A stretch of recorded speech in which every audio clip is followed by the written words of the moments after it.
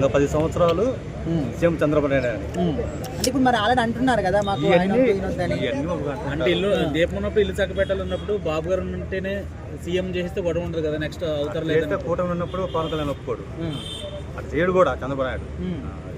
Okay, మరి కొంతమంది ఇప్పుడు ఇష్యూస్ తీసుకొస్తున్నారు కదా మధ్యలో, సో వీటి వల్ల కూటమి విడిపోయే ఛాన్సెస్ వస్తాయి అనుకుంటున్నారా? కూటమి ప్రస్తుతానికి 10 సంవత్సరాలు ఉంటుంది, నెక్స్ట్ కూడా ఉంటుంది, తర్వాత ఇడిపోతుంది. అంటే ఇప్పుడు కూటమిలో ఉన్న వాళ్ళు టీడీపీ వాళ్ళే అంటున్నారు కదా మాకు ఆయన వద్దు ఈయన కావాలన్నట్టు. ఎవరు అనలేదు అట్లా. అంటే ముఖ్య నేతలు కొంతమంది టీడీపీలో ఉన్న వాళ్ళు అంటున్నారు ఊరక అంటలేదు, అది మేర్బాని కోసం అంత తప్పితే ఏం లేదు. ఓకే, సో మరి ప్రజెంట్ ఎట్లా ఉంది కూటమి పరిపాలన? ఏ క్లాస్ ఉంది.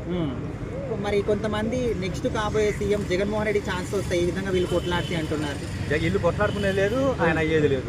అది ఓకే, మరి గత ప్రభుత్వానికి ఇప్పుడున్న ప్రభుత్వానికి డిఫరెన్స్ ఎట్లా ఉంది? ఏ క్లాస్ ఉంది మన పోయినసారి ప్రభుత్వం నాకు లేదుగా.